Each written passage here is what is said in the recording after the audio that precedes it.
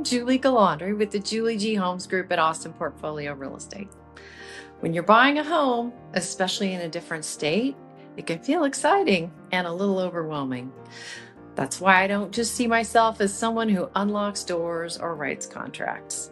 I see myself as your advisor, the person who helps you understand how things really work here in Texas so you can make a smart, confident decision. If you're working with me, before we ever look at homes, I talk with my clients about some key things that are important to know when you're buying property in Texas. For example, how our property taxes work and how that can vary depending on the area and even sometimes on the street. I also explain that our Texas contract doesn't include an inspection clause like some other states' contracts do. Instead, we have what's called an option period.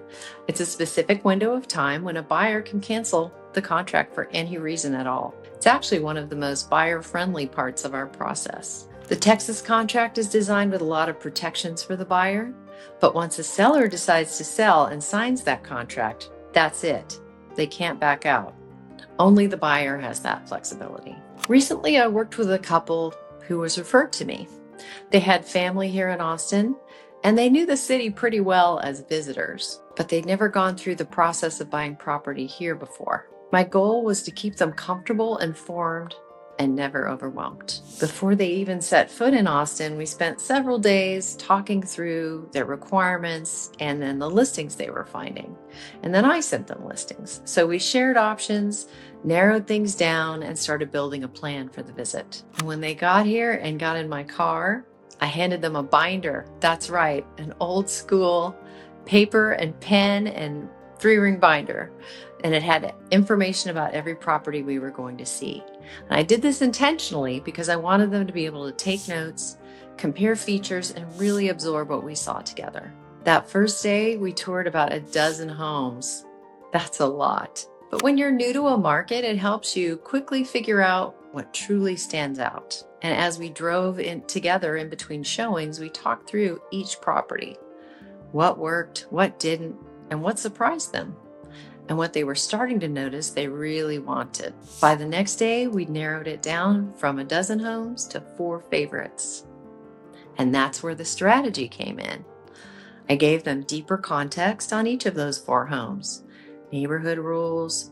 In this case, they were interested in short-term rental, rules and restrictions, and other market positioning. Because this wasn't just a second home for them. It was also going to be a property they wanted to rent out when they weren't using it. Before we ever wrote an offer, I walked them through the Texas contract line by line. That way, when the time came to make an offer, nothing was a surprise. They knew exactly what they were signing and why. By day 4, we were writing that offer. The sellers that we were going to write a contract to had actually bought their house during the COVID pandemic, and they purchased it for a very high price, and the market has changed since then. So they were actually selling it for less than they had paid. So there wasn't a lot of wiggle room on the price, but because my clients were paying cash, we could get creative.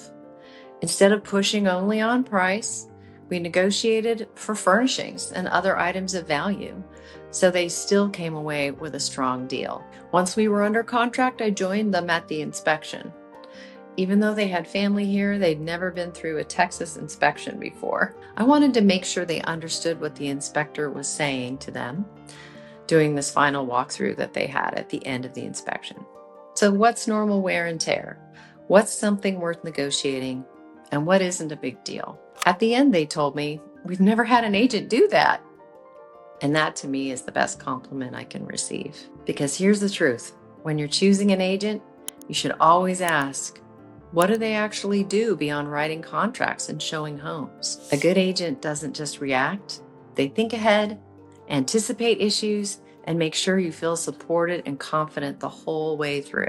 So if you're thinking about buying, whether it's your first home, your next home, or a second home here in Austin, I'd love to show you what that experience can really feel like.